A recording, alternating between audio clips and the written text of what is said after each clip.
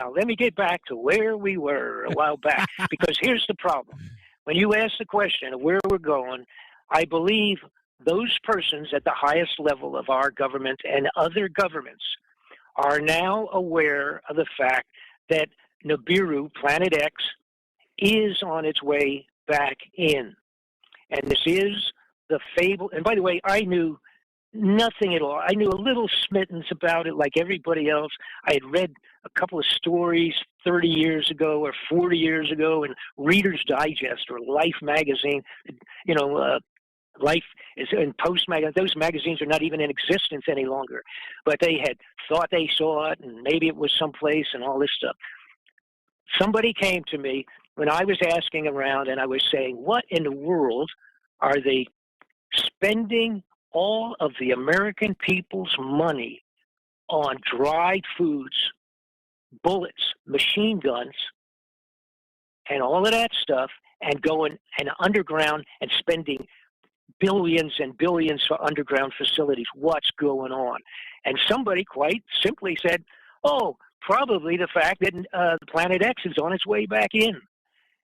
And I said, what are you talking about? And then they said, had you ever read Sitchin's, a fellow named Sitchin, Zachariah Sitchin? You ever read his books about the Sumerian clay tablets and about Planet X and Nibiru coming back? And Nibiru means, by the way, in Sumerian, it means planet of the crossing, because it crosses our orbit. And I said, well, I know a little bit. And they said, well, you got to look at this and talk to this guy and talk to that guy and talk to these people over here that have been studying this thing for 20 years and, read up on it. And then I got from a separate direction, somebody said, do you remember the Ronald Reagan speech on the floor of the United Nations when he freaked people out by saying, what if, would we get together with all the people of the world, all of our enemies, come together if we knew there was an extraterrestrial threat headed towards the Earth?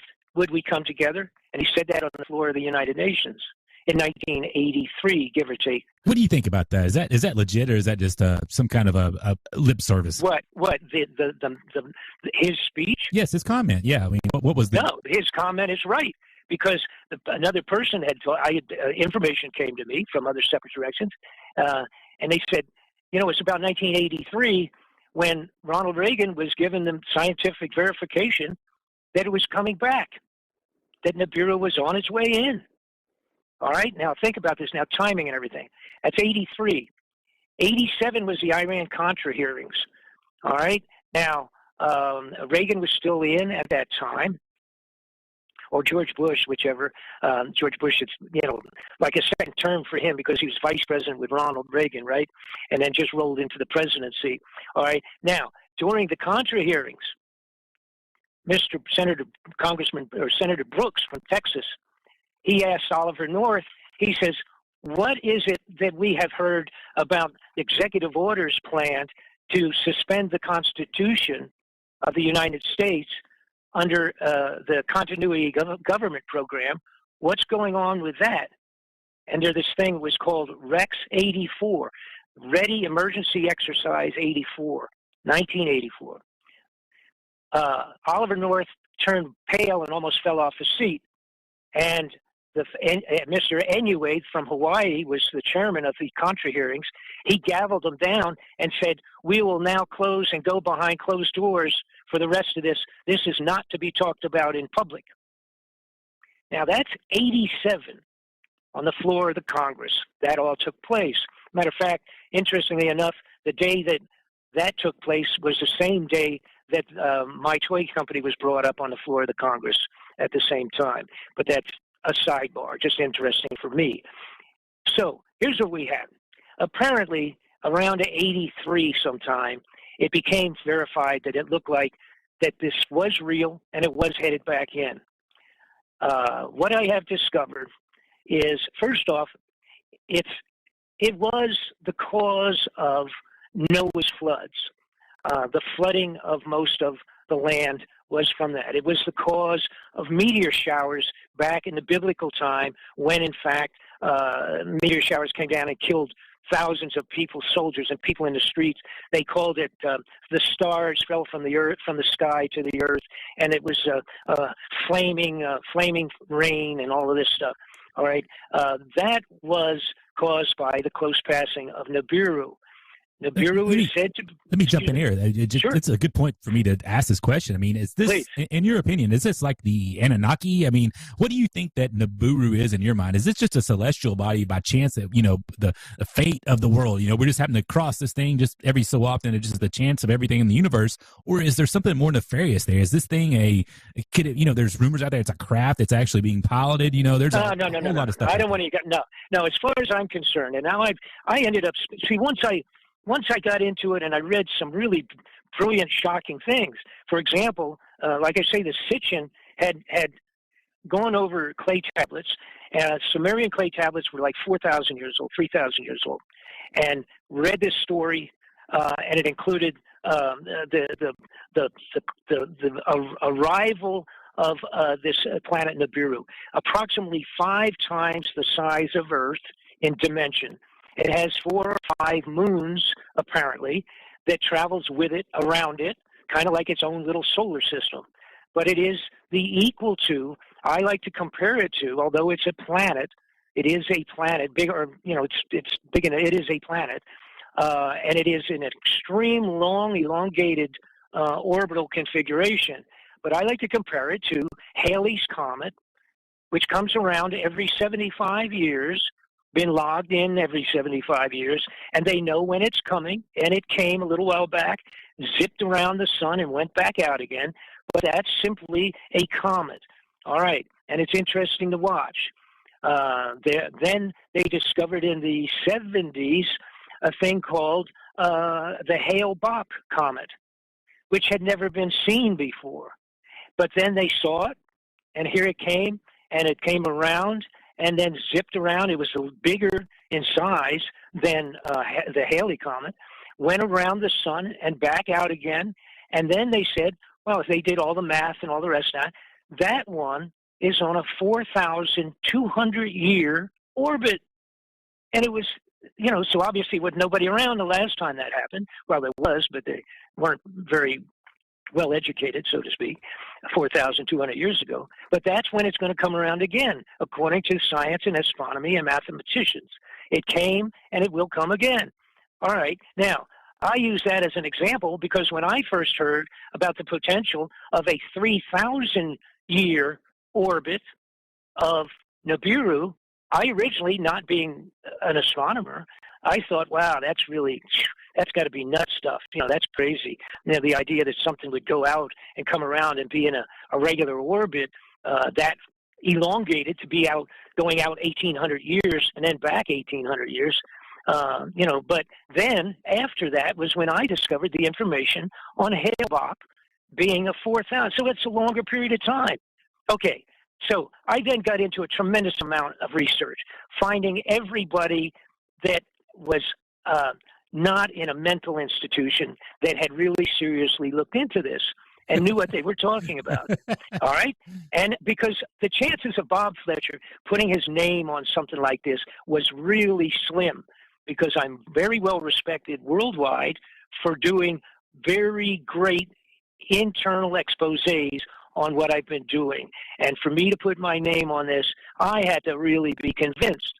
So then I found out, son of a gun, in I'm not sure the exact date, in 1991 or something like that, this Dr. Sitchin, who had everybody throwing stones at him because he was giving people this extraordinary story about this thing coming back around, when the guy that was in charge of, now this is important, the head of the Naval Observatory for the United States of America, his name was Dr. Harrington. He called Sitchin and he said, I saw your stuff a while back and read it. By the way, the date was 1990, while I was running for Congress in Florida. He called Dr. Sitchin into his office. He said, I've been studying this for years, and I found it. You are right. There is a Planet X. There is a Nibiru. And I know where it is by its reaction by other planets and the reaction that's going on as we speak. I have found it, and I'm going to do a full report on that. By the way, that meeting between the two of them is on videotape, and I have it. All right, so, in other words, to verify it happened. The reason I say that is because Sitchin died, or excuse me, Dr. Harrington died very shortly after of cancer, fast-acting cancer, the same kind of a cancer that Ruby, the guy that killed Oswald, died of in prison. You know, he went in prison, he was fine, and then in a short time he died of cancer. All right, Richard Harrington, the head of the Naval Observatory, agreed with Sitchin. He had found it. He's dead. He's gone. There have been huge numbers of scientists, astronomers that have looked into this and have found it, or what they verified, you know, that they're pretty positive of where it is, et cetera, that are dead. A lot of them. A whole bunch of them died in one gondola in Switzerland when the cable broke, and the whole bunch of them that had a meeting going about some of what we're talking about fell to their death in one big box. The gondolas, you know, those things that go over top of the ski resorts on cables. Anyhow, there's been a lot of other people that have also been involved with this that have ended up dead. You know, the only people that count are that might bother the bad guys are the people that might be of very high level, well-known, important personalities, and many of them have been killed when they have finally come around to realizing that this may be returning. Now, I looked also into the people that had done research. For years, we had people done their entire lives on trying to do legitimate research on this Nibiru. Now, what had happened is some of the best stuff is by Chinese. The Chinese, what we would call ancient astronomers in China that they worked for the emperor in China. And if they made mistakes when they were studying the stars, he cut their heads off. So they were very cautious in terms of what they did. The Chinese astronomers back to antiquity have extreme records written about the dragon that flew across the sky, when it happened. They literally traced it and tracked it on one of its passes. They traced it for like 25 days and exactly where it was, et cetera, et cetera. Now, as you said, it's written in the Bible. It's called Wormwood in the Bible. It is written in Revelations, the descriptions in Revelations. There are whole extreme amounts of biblical reports on this thing. There are reports of every one of the ancient cultures, including some of them where they scratched it on the wall of a cave, for crying out loud, or put it into the side of a religious building or something, all right, of what happened when the planet of the crossing comes back around, what happened the last time and what happens the next time. Now, to add to it, there was a discovery of a thing called a sky disk a while back, and that was actually done during the Bronze Age, and it could be dated. This is a 12-inch round bronze disc highlighted in gold. It shows the constellations, the sun and the moon, and what was, in fact, the passing of Nibiru during the daytime that did blocked off the sun for, I think it was 3 hours or something like that. And that old piece, because it has engraved in this bronze, done in gold on top of it, laminated in gold, was 3,600 years old. The dating done with modern astronomers and the brand new computer programs indicates all the way down. Not only can they tell you the day that this was created, which would have probably been a short while after it had passed, because I believe it was actually a poured disk at that time. So it wouldn't have been, it's not like it was done that day, but it would have to have been within a month or two or something. But the new programs that astronomers have now, when you input the locations of the galaxies that are indicated on this disk in gold, where they're located to each other. It came out to even give it was the fact that it was done not only 3,600 years ago, but at 8:35 in the morning on a given day. So that's how accurate the new computerization is on astronomy information. Now, what I'm saying here is there's this whole unbelievable barrage of historic information on the return of Nibiru and how its effects are felt, et cetera, et cetera. So again, I got into studying all of those and getting with several people that are in fact and have been studying this for years. There's two different thoughts on it, two groups of thoughts, both of them put together by groups that are should be respected, and put it that way. And one of them has been done by a group that's got into not only studying the Chinese, but the Bible in detail on where it describes these events. The feeling of one group is that it is on an elongated orbit, that it may be on our plane, what they call the plane of the ecliptic, which is reasonably flat, that all of our planets are on, give or take a couple million miles, I guess, up and down, left and right. But basically, it's fairly flat. Some people, one group feels that it's on that plane and will come in on that plane and go around the sun and back out. There are others that feel that it will be coming in from a 30-degree angularity off of our plane of the ecliptic, coming in on the same kind of an orbit, but coming in at 30 degrees off. This will affect maybe how long we would be affected and exactly when, et cetera. Now, according to this in-depth studies of the previous few passes where it had come by close enough to affect the Earth, and by the way, it's indicated on that disk that I mentioned, it's called the sky disk. Indicated on there is that the Earth shifted 26 degrees on its axis because of the location of the Orion constellation described on the disk. That would screw things up pretty seriously unto itself, the shifting of 26 degrees. The information in terms of dates, the indication is that the most early close pass for Nibiru would be first seen next December.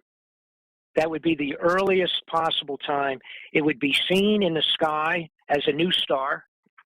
It would be coming closer on a daily basis, and it would come to the closest point in the March and April of 5 months later. Okay, so you have the first visual December, January, February, and then March and April is when the poop would hit the fan. Well, take us to that first day when that thing shows up in the sky. I mean, what's the powers that be? What's your game plan? What are you going to do when you see that thing show up? Okay, well, let me just make a couple of real crucial points on this whole thing. All right, and by the way, then the next point is the possibility of close pass would either be, if it was not next December, January, February, March, if it's not that period of time, that it would be the next year or the next year, all right? But the feeling is that according to all the information from the Chinese ancient writings, the biblical, and all of these ancient cultures that have written about it, it apparently all records what I said. In other words, seen in December and close March and April on all of the previous passes in antiquity writings. Okay? So that's where I'm going from with that. That's where these people that have studied all of that had said, apparently now, all things being measured, et cetera, that in fact it would be December, either this one or the next one after that, in terms of closest time and farthest away point in time. Farthest away point in time might be 6 years. Now, How What's about this though? interesting? I've heard you say before though, and as a preemptive to this whole Nibiru thing coming around, that the government, I guess we could call it our American government, whatever we want to call it now at this point, because Nibiru to me leads me to believe I'm not even worried about the election. I don't care about Hillary or Jeb Bush. That's right. I'm not even worried about that. That's right. But I've heard you. But no, hold on a second. I got a question for you. Go ahead. If we looking at this thing down the barrel, I've heard you state before somewhere, read it somewhere, that you said that martial law has got to be the preemptive thing to this whole thing. So can you go into that bit for us? Yeah, absolutely. And that was the next thing I was get to. You're one page ahead of me all day long here. Okay. So the point, and first off, see, for the people that say, well, and I'm not even going to go there. Let me just go the direction we're going. All right. There is no way that the corrupted government, who is ahead of us, they've got the infrared telescopes, they've got the planet, they've got satellites they've put up in the last 10, 15, 20 years, headed out, going out, taking pictures way out there with infrared and shooting it back to them. We have no access to that whatsoever. Nothing. We don't even know what the moon looks like on the other side or any of that stuff, because the bottom line is, people say, well, how about NASA? Well, NASA is the United States government, and they're controlled by the corrupted persons at the highest levels. They now don't want people to talk about it. Nobody's going to talk about it. They'll be killed if they talk about this stuff. What we're talking about here is the bottom line being that those corrupted persons that are better informed than we are, because we don't have the equipment, they can never, ever announce to the world that there's something like this coming in. They can't do that. And if you just stop and think, just simply apply logic to it, okay, as soon as it's verifiable that something like this is coming through, that may, number one, we may pass through its tail twice. It would probably take 1 hour, according to the math on this thing, about 1 hour for us to pass through it the first time, 1 hour to pass through it when it goes on out, back out, coming around from the sun, from the back. All right.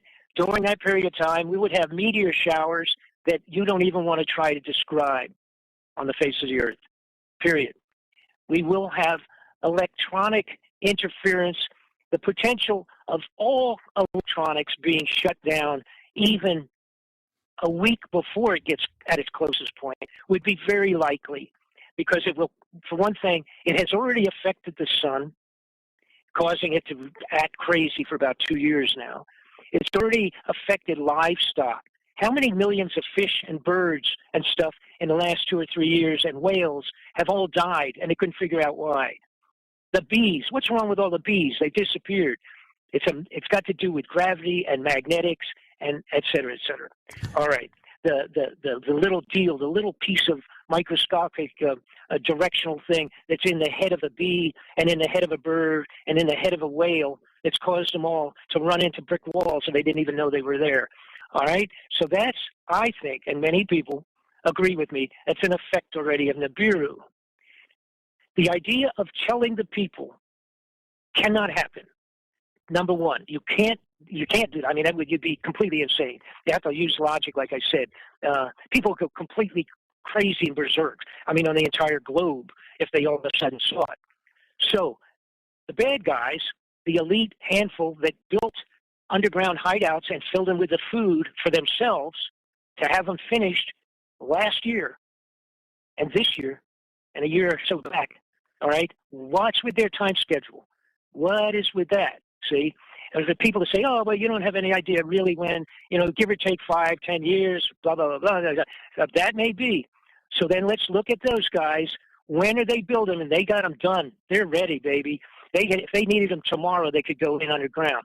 So what they're going to have to do, they're going to have martial law. Now, I'm just talking America here now. They're going to have martial law control in the United States before it becomes visible.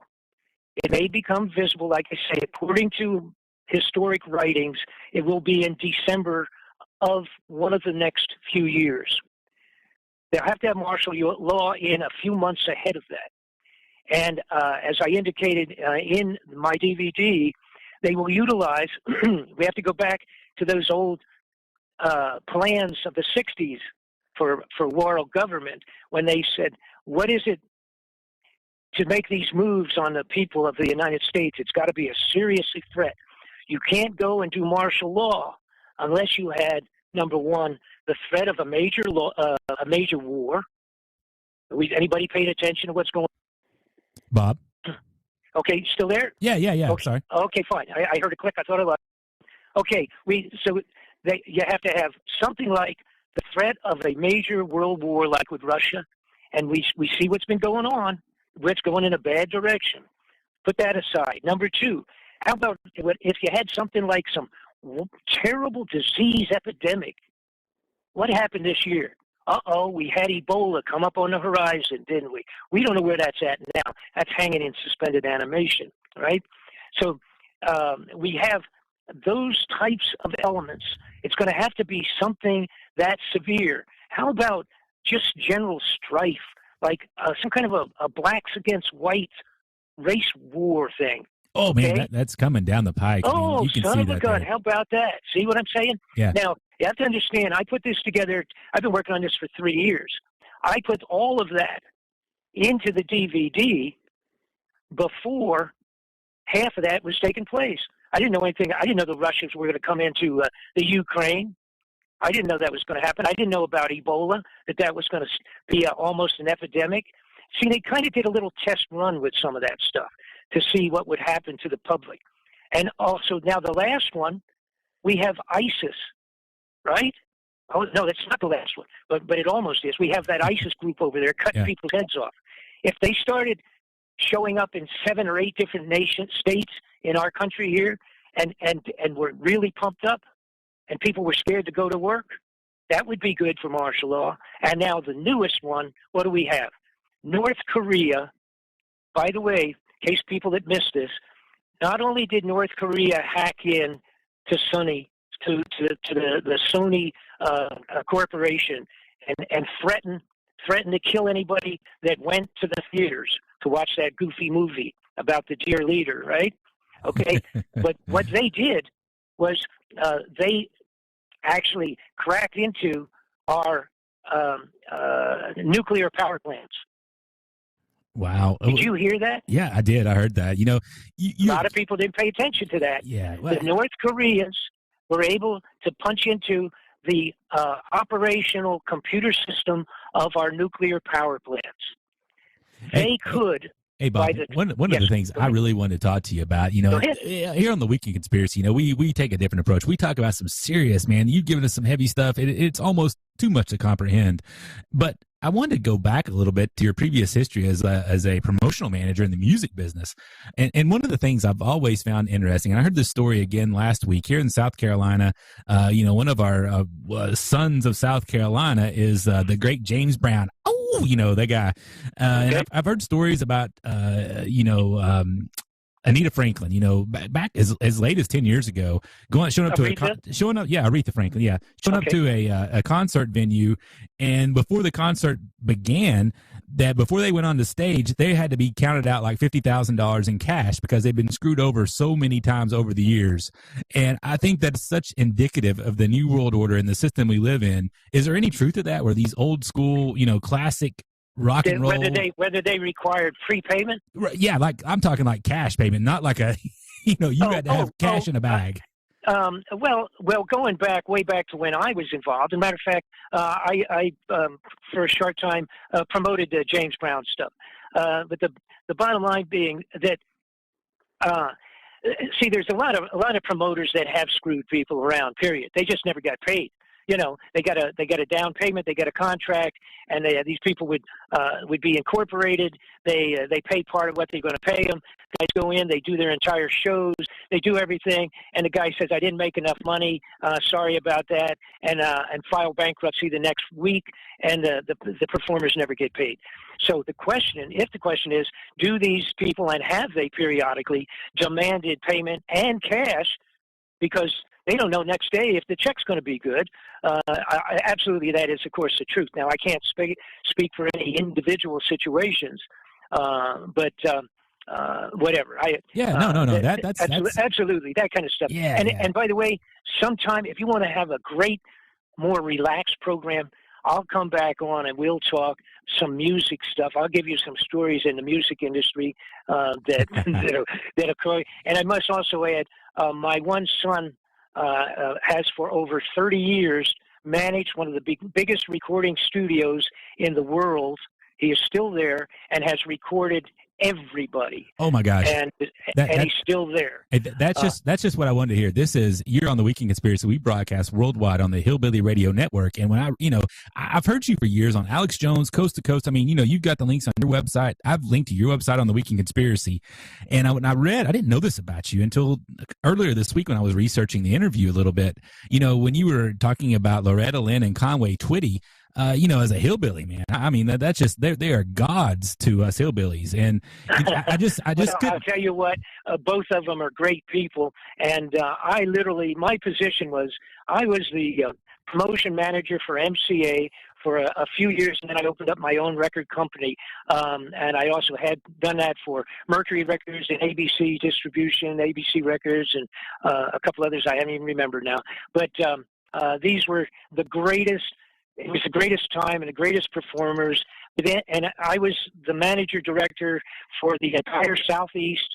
I was in your backyard. I had 4 offices, one in Miami, one in Nashville, one in Memphis, one in New Orleans, and one in Atlanta, Georgia. All right. So you're setting me up here. I'm going to let you go after this. Okay. And this is the finality of this thing. And I just want you to give me an honest opinion, okay, of this. Hold on. Just give me 1 second here. Here we go. We're going to get started right here. I'm going to give you the best I've got. And just let me know, thumbs up or thumbs down. I don't need a lot of critique because it may hurt my personal, view of myself. So here we go.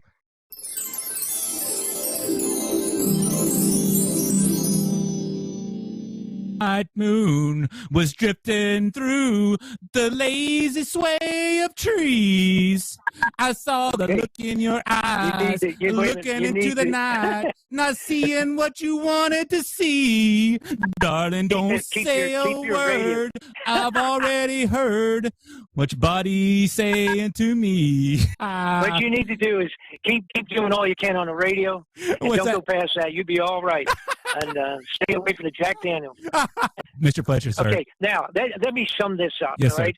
And where are we on time? Are we done or are we good? Pretty good. No, we got a little bit of time left. Carry on, sir. Okay. All right, here's the bottom line. I went into this when the Nibiru thing came in front of my face. I was extremely skeptical. I just said, "Well, wait a minute." But then at the same time, I'm saying to myself, Why did they stop with the New World Order, One World Government push? Why have they stolen all the money and gone underground into these holes with this thing? And why is the rest of the major nations doing the same thing? It's got to be something way out of our control. It's not a war. It's something coming from someplace. And that was when the Nibiru popped up in front of me, and then I studied that.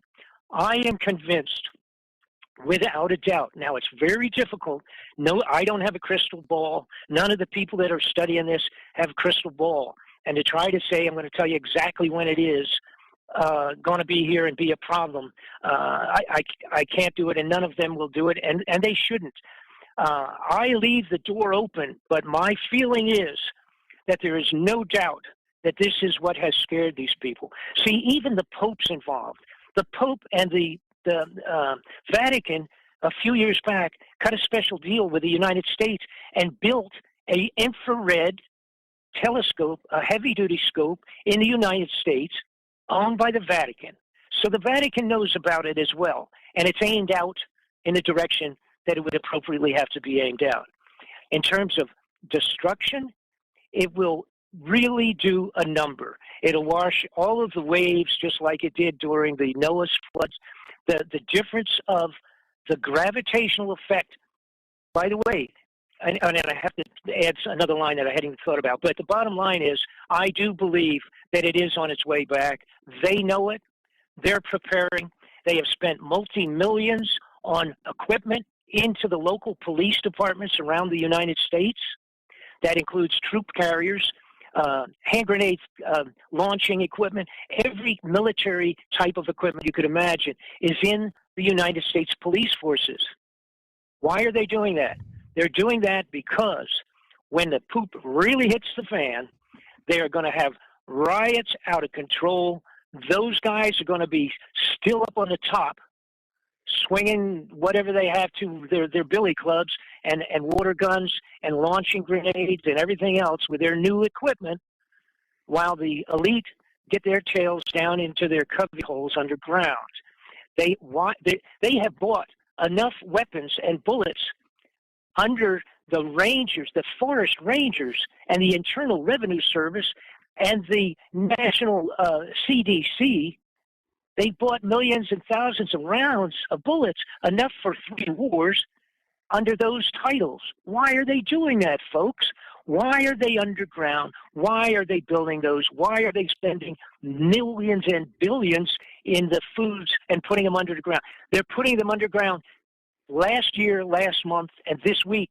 They're not doing it 5 years from now.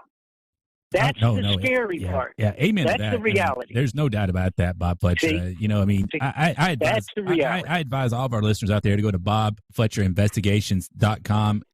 Check out the video he's got for sale out there, Incoming Nibiru, and he's got multiple others out there about the drug thing, the cartel, and all that. We've talked about this so much. Hey, sir, you've been so kind with your time, and I really appreciate it. And God bless you, and have a great night. Thank you so much for joining us tonight.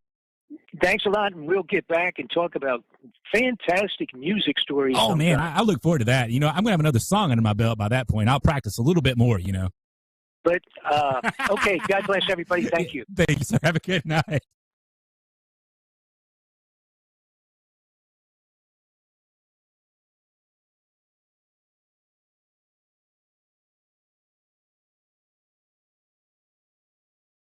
Now, let me get back to where we were a while back, because here's the problem. When you ask the question of where we're going, I believe those persons at the highest level of our government and other governments are now aware of the fact that Nibiru, Planet X, is on its way back in. And this is the fable. And by the way, I knew nothing at all. I knew a little smittens about it like everybody else. I had read a couple of stories 30 years ago or 40 years ago in Reader's Digest or Life magazine.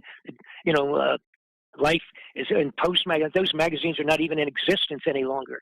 But they had thought they saw it, and maybe it was someplace and all this stuff.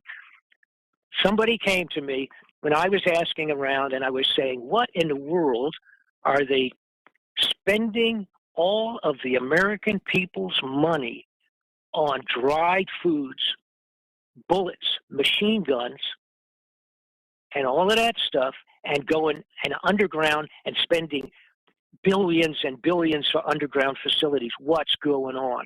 And somebody quite simply said, oh, probably the fact that the Planet X is on its way back in. And I said, what are you talking about? And then they said, had you ever read Sitchin's, a fellow named Sitchin, Zachariah Sitchin? You ever read his books about the Sumerian clay tablets and about Planet X and Nibiru coming back? And Nibiru means, by the way, in Sumerian, it means planet of the crossing, because it crosses our orbit. And I said, well, I know a little bit. And they said, well, you got to look at this and talk to this guy and talk to that guy and talk to these people over here that have been studying this thing for 20 years and, read up on it.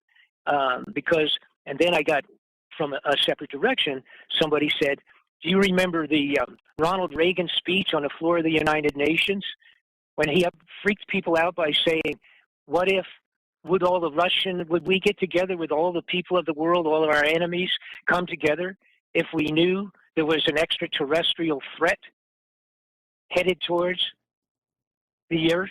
Would we come together? And he said that on the floor of the United Nations in 1983, give or take. What do you think about that? Is that legit, or is that just some kind of a lip service? What his speech? Yes, his comment. Yeah, I mean, what was the? No, his comment is right, because another person had information came to me from other separate directions, and they said, it's about 1983 when Ronald Reagan was given the scientific verification that it was coming back, that Nibiru was on its way in.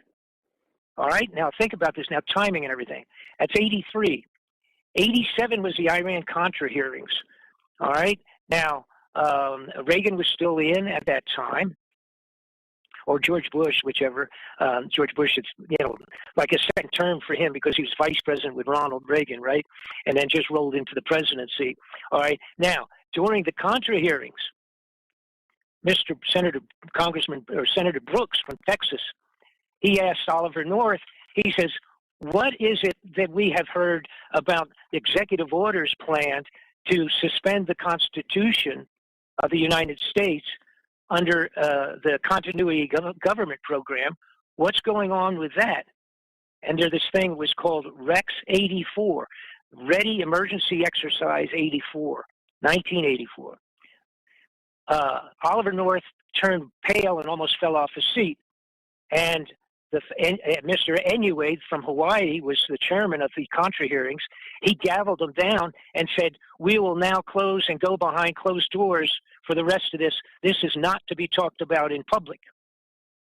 Now, that's 87 on the floor of the Congress. That all took place. Matter of fact, interestingly enough, the day that took place was the same day that my toy company was brought up on the floor of the Congress at the same time. But that's a sidebar, just interesting for me. So here's what we have. Apparently, around 83 sometime, it became verified that it looked like that this was real and it was headed back in. What I have discovered is, first off, it was the cause of Noah's floods. The flooding of most of the land was from that. It was the cause of meteor showers back in the biblical time when, in fact, meteor showers came down and killed thousands of people, soldiers and people in the streets. They called it the stars fell from the earth, from the sky to the earth, and it was flaming rain and all of this stuff. All right, that was caused by the close passing of Nibiru. Nibiru is said to... Let me jump in here. Sure. It's a good point for me to ask this question. I mean, is this, Please. in your opinion, is this like